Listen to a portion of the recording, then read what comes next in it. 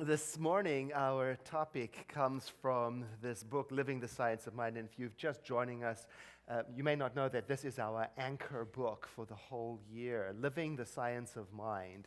We're using the book to guide us in our exploration of our teaching, the science of mind, because we're celebrating 100 years of teaching the science of mind, and we thought this would be a lovely way to do it with an anchor book. So as I was preparing yesterday, I was flying back from Mexico from a convention, a Science of Mind convention. I was reading the assigned reading on page 252. The title is, Let Us Not Fool Ourselves. You already know it's going to be good. And all the way through, I was enjoying it so much, and I didn't want to omit any part of it. It's so good, I want to share the whole thing with you. So I started paraphrasing it because, our founder, he would use 8 words instead of 1. He's got a very florid way of expressing himself. So I was paraphrasing it for myself, and I thought, no, I want to share this with you. And so I captured it on PowerPoint slides. So it's a slightly different way to go about it, but I want to show you what he's saying about this important topic that we're studying this month. This essay comes from the section on wholeness. And so he's laying the foundation for us to understand this teaching's approach to wholeness, and it's really wonderful. So here it starts, and keep in mind it's paraphrased. In the science of mind teaching, that's our teaching, we do not say everything is all right when everything is all wrong. What a relief. Huh? We do not say peace when there is no peace. Rather, we try to discover what is wrong and why we do not have peace. We do not say that people are not poor, sick, or unhappy. We ask why these things are. Why do these things exist if the creative power that brings forth this universe, if we say it is whole, perfect, and complete, harmonious, why do we have these conditions? Isn't that wonderful? Such a relief to think we're not in denial. Like I said, it's easy to slip into denial. But wholeness doesn't exclude the difficulties of life. It embraces all of life just as it is and just as it is not, while at the same time affirming that there is a spiritual reality of wholeness underpinning everything. It's all going on at the same time. So I was at the Science of Mind conference, the Conference of the Americas in Lake Chapala, which is close to Guadalajara. What a beautiful conference, excellent, with all kinds of spiritual programs on forgiveness, on inquiry, on science of mind. And as I was going through all these workshops, I started to feel overwhelmed. I said, oh my God, there's so much to fix. You can start to get down on yourself that there's so much to fix. Well, is there ever any end to fixing myself so I can get to my wholeness? Because we were learning to stand in the light of our wholeness, And I was in this one workshop on forgiveness, and this lady raised her hand and she said to the facilitator, I know all of this, and I'm still stuck. And I empathized with her. I thought, I know what she means, Because this being human, it's tricky. Yeah? Because we've got issues. Right? And we're working on our issues, and I think we've got to be careful that we don't reject those messy parts of our lives while we're learning to stand in the light of our spiritual wholeness. Right? So I talked about that when it was my time to do a workshop. I talked about how it is that we've got issues to work through while simultaneously we know the truth of our being. And after I finished my presentation, I looked at the back of the hall, and there was a young man there, and there were tears streaming down his face. So I went over to him and said, what did I say? And he said, oh no, it is just such a relief to hear you say that it is okay to be a mess. Isn't it a relief? It's okay. We've got issues and we're working it out as best as we know how. And simultaneously, we are aware of this underpinning wholeness that's working itself out through us. So Ernest Holmes goes on to say, we do not deny that people are ill, nor do we minimize the need of hygiene. He actually uses the word sanitation there, or of medical help. No, we don't deny that. We unite with these efforts by being grateful for their help and by cooperating in every way possible with what they are doing. I love that. Cooperate. That means work together with everything. So metaphysics incorporates, works with, cooperates with everything. And metaphysics does not relieve me of my duty to care for my physical world. Well, it does change the way I embrace the world, how I do my duty. So I get to accept, there are times when I need to clean up my act. Yep, there are times when I may need medical assistance. There are times when I may need this or that, so I don't judge myself or anybody else when they're going through any particular healing process. I don't disallow or judge or minimize any of it. I embrace it. That's our practice, to embrace this world on all levels just the way that it is and just the way that it is not, while at the same time understanding that there is a thread of divinity running through everything, supporting everything, a power, a creative power, which itself is wholeness, and to not lose sight of that while I'm dealing with this. Humans, he's going to explain to us who we are. Humans are three things: spirit, mind, and body. And the body and mind must be properly cared for. And we must learn to understand the body-mind relationships. And most importantly, we can't forget that we are spiritual beings with a mind and a body, not the other way around. So there's three parts to us at least. And you know that being a metaphysician doesn't mean that I can ignore my body?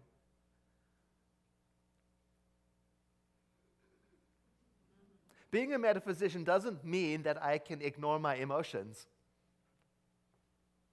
Being a metaphysician does not mean I can neglect my mental health.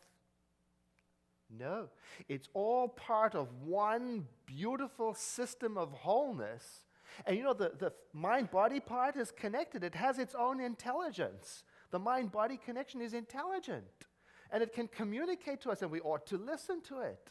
You know, ignoring a problem isn't metaphysical. Ignoring a problem in your body or in your mental health isn't metaphysical. It's fooling yourself. And he says, even so, even though we pay attention to all of the intelligences around us and in our body and in nature, still, we cannot forget this third and important part. We cannot forget who we actually are. Yes, we are mental, physical beings, and there is another important part to us. We are spiritual beings. We are spiritual beings with a mind that thinks and a body that feels and acts. And so in this teaching, we are learning to identify our spiritual selves as that part of us, of ourselves, which is inherently perfect and whole and complete. It's important because in our culture, it's common to do it the other way around, you know, to identify with our body first, primarily. You know, and then it goes like that. Okay, I'm going to fix my body. I'm going to get it healthy. And then that will influence my mind, because then I'll think more clearly. And then that will lead me to the wholeness of my spirit. That's the wrong way. That's upside down. But you know, some people start in the middle. They say, I'm going to identify primarily with my mind. We're susceptible to this. I'm going to fix my mind. I'm going to organize my thinking, and that's how I will control my body and all of its impulses. And then with right thinking, my body will feel better, and that's what will lead me to the wholeness of my spiritual identity. It's upside down. There's another way, he says, another side to you. Identify with your spirit, that part of you that is higher than body and higher than mind, that part of you that is inherently whole, that does not need any fixing, and then let that consciousness of wholeness influence your thinking and shape your feeling and your affairs and your body, not the other way around. See? From the spirit of wholeness into form through my thinking, and not the other way around. And he's very emphatic about how important all these three parts are. These three, the spirit, mind, and body, must be brought together for us to experience our wholeness, happiness, and success. Because you know how it is if you decide you're only going to focus on one. If I only work with my body, well, then you have to deal with its limitations and the frustration that goes with it changing and doing what it wants and all of its needs for grooming and feeding and on it goes. And its own endings and beginnings, and it's different and it's the same, and on and on. It can take a lot of attention. Or if you decide I'm only going to work with my mind, I'm going to ignore my body. I'm going to arrange everything.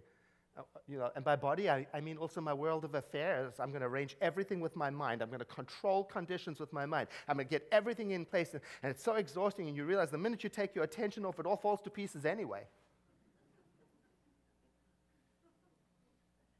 And there's a downside of just living in what you think is your spirit of wholeness only. I'm just going to be in my spirit of wholeness. I'm not going to deal with the messages of my world. I'm not going to deal with the messages of my body. I'm not going to deal with my mental activity. I'm just going to be up there. It's called spiritual bypass. No, there's a different way. Start with the spirit of wholeness and dwell in it by contemplating its nature as frequently as possible, becoming familiar with it, and let that consciousness of wholeness influence my thinking and my choices and my visualizations, and let that influence my body and my effects and my engagements in the world. Do you know that's the foundation of spiritual mind treatment, a form of prayer? You have to start in the right place. We don't start with the problem. You start with the consciousness of wholeness. We don't bring the problem into the prayer, we bring the wholeness into the problem.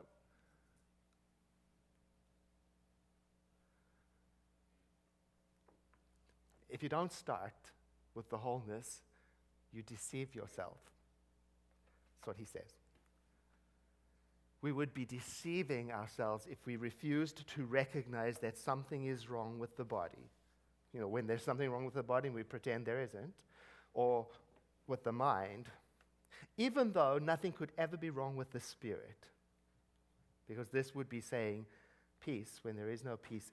And we must avoid that. There's something really tender and kind-hearted about this, because we're being reminded that it is ours to believe and accept and affirm the wholeness of the spiritual world, and to stay in tune with that while at the same time simultaneously being sensitive to the troubles and the realities of this world. What a relief. Before I became a minister at the Center for Spiritual Living, Santa Rosa, I was a pastoral care minister in Burbank, California. And you know what that means? It means I visited people in hospital. That was my job. And so that was my task. And it was at the height of the AIDS epidemic. And we were losing people very quickly. It was hard. And after so many visits, I realized it was wearing me out. It was getting to me.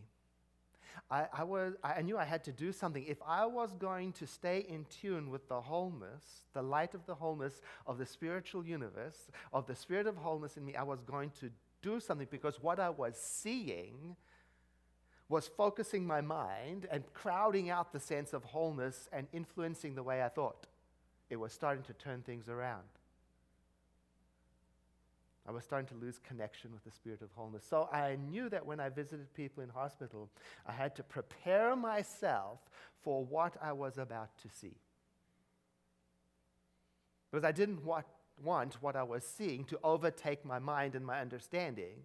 So I would sit outside, I would drive to the hospital, I would sit outside in the parking lot, and I would sit there, and I would calm down, and let the chatter of my mind calm down, and I would identify myself again by saying to myself, there is only one life. That life is God.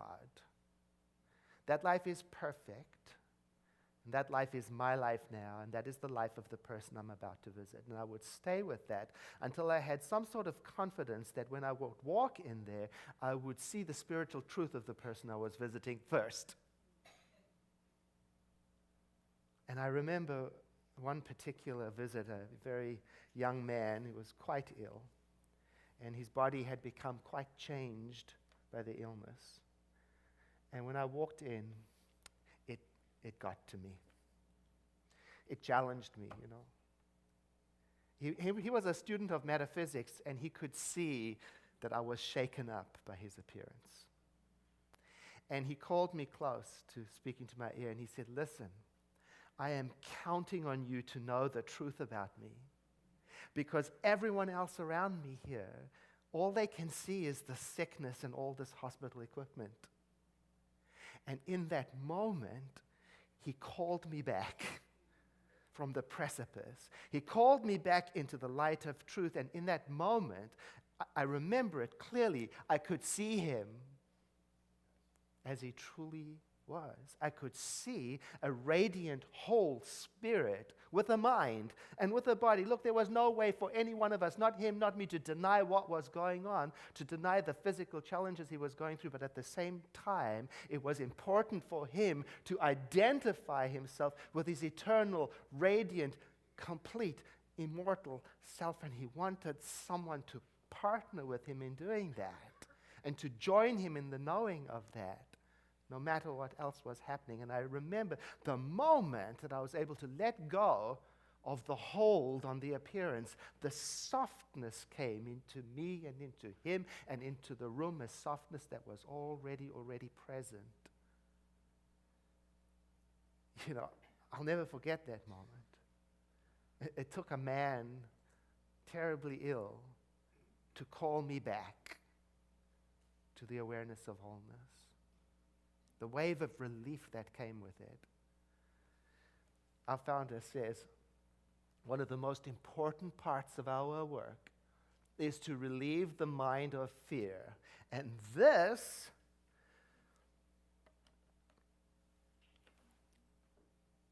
calls for a calm, insistent determination to reorganize our thinking until the irritations of life, the harsh differences of belief, and the disagreements with everything and everyone are resolved. Okay. And this can only come through a conscious sense of our union with something greater than we are. Okay. That's a mouthful.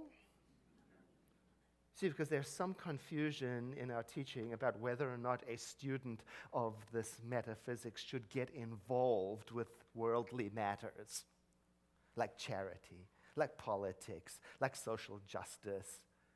Some people sincerely ask, but aren't we supposed to just be concentrating our thought on knowing the truth? And I think this essay and what's coming next answers and says, well, it's not either or, it's more both and, with a but.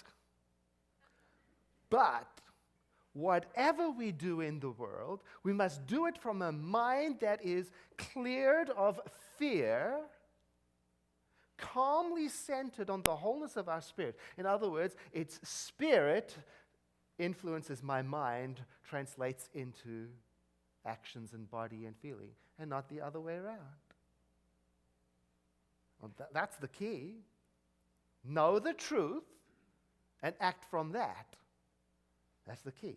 Don't start with the trouble and let it influence your mind and think that your troubled mind will lead you to the wholeness of your spirit. Okay, Facebook? Shall I say it again? You see, don't start with the trouble and think that it will inform your mind in such a way that it will lead you to the highest elevation of wholeness. It's the other way around. Start with oneness. Let it inform your mind, and let your mind draw you in how to act.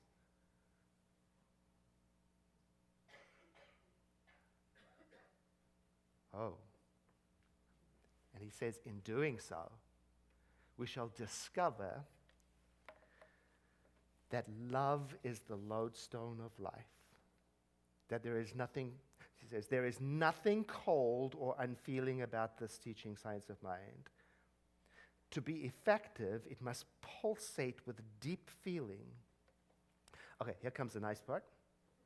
Coldness, criticism, unkindness have no place in this teaching.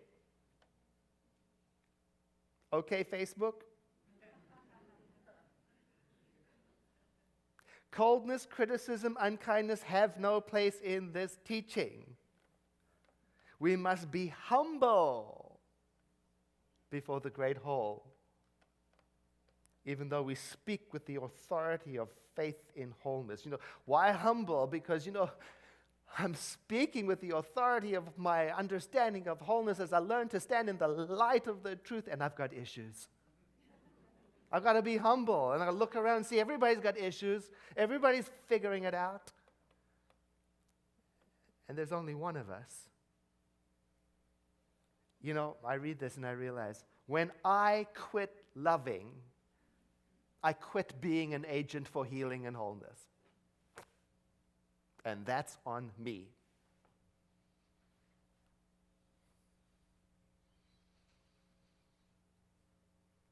Nobody can make me quit it.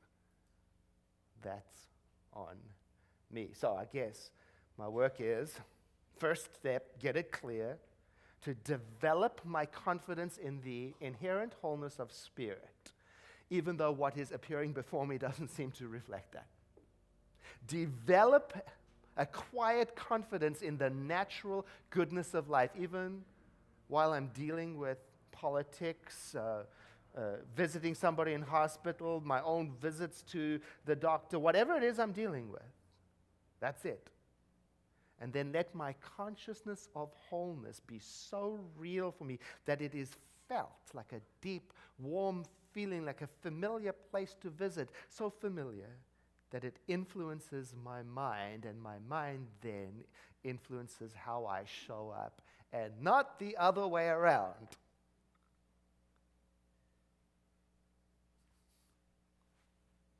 So when I read the news, my sense of love inspires me, not the news. Do you hear that?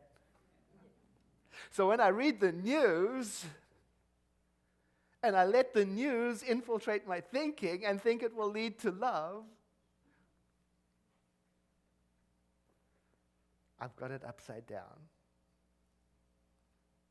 And then I let my love instead inform my thinking, and then my thinking chooses how will I act in this world, because every one of us will do something different. Do I want to participate in restoring justice? Is it a peace for me? Is it promoting wellness? Is it helping people? What is yours to do? I don't know. But if you start from the problem and think it will lead to peace, that's a different path. Krishna, in the Bhagavad Gita, when he was asked to describe the perfect spiritual person, he says, that person neither troubles the world nor is troubled by it. Oh, there's a lot to take in. Am I troubling the world? Am I being troubled by the world? I may have stopped dwelling on the spiritual truth of my being. He says, we must be willing to enter the thoughts and feelings of others. In other words, really get into other people's point of view with compassion, but not as one caught up in them or distraught by them, but as one who brings the light of truth to those who have lost their way. Now, this is going to get tricky, because who says what a lost way is? Who decides? Oh, better watch out for that. He'll explain it. If we think we can approach others in their time of need, in their hurting, if we think we can approach them and help them without this deep inward feeling of oneness, we are fooling ourselves. Because our words will be empty and will not connect with the suffering of humanity. So right here is giving us our homework. He says you've got to be willing to place yourselves in other people's position, and you've got to be willing to see the suffering in the world. In other words, accurately identify what is going on, and then let our feelings of oneness inspire us to help in a way that is appropriate without becoming distraught by it. In other words, don't disturb the world further. And you see, he says, we are to bring the light of truth into the world. I noticed he didn't say bring the light of your personal opinion. Because, I sometimes think that's what it means. My opinion will heal the world.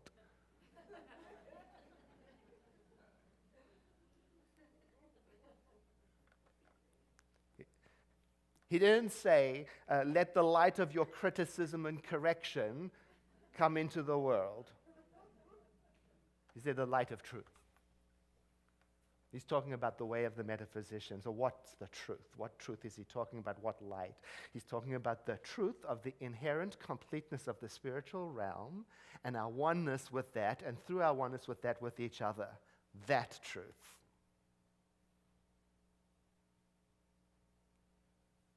And furthermore, he says, those of you who engage in this practice of aligning themselves with the inherent spiritual nature of the universe must have a deep desire and willingness to sympathize with the person who suffers. I'm going to correct that. It's not just with the person who's suffering. It's with everyone, especially those who are annoying you.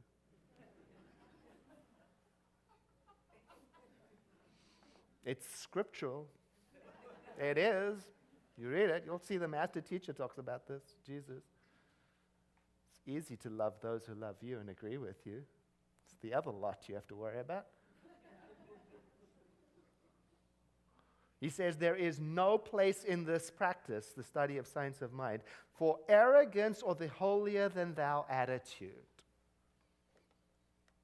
Spiritual arrogance has no place in this. Look at me. Poor you.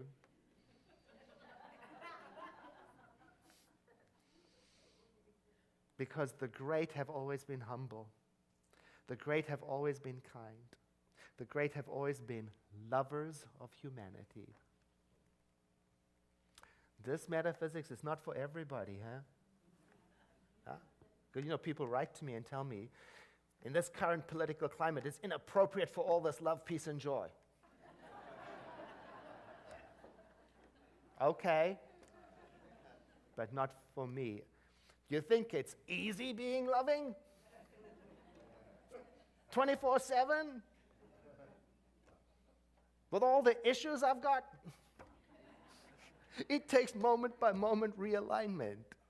It's not for wimps. The path of conflict and hatred is easier. There's far more support for it. Oh my God, this path to love humanity, you got to have guts.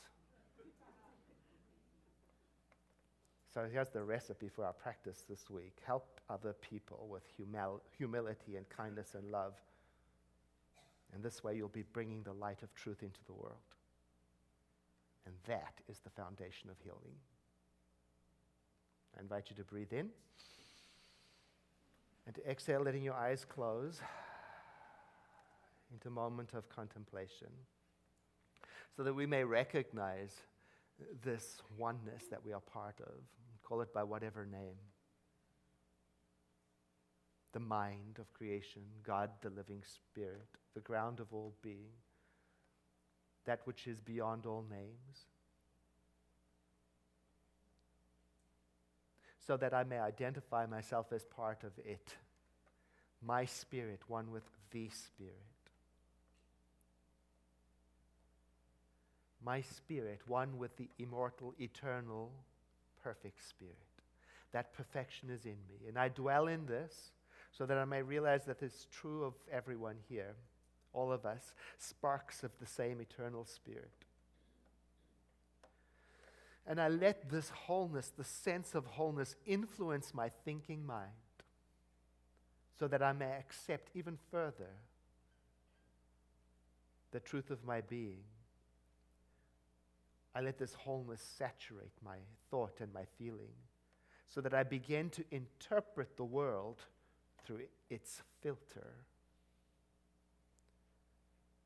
I realize that even now I am being affected by this meditation, that my thoughts and my choices are being informed by this truth of my being.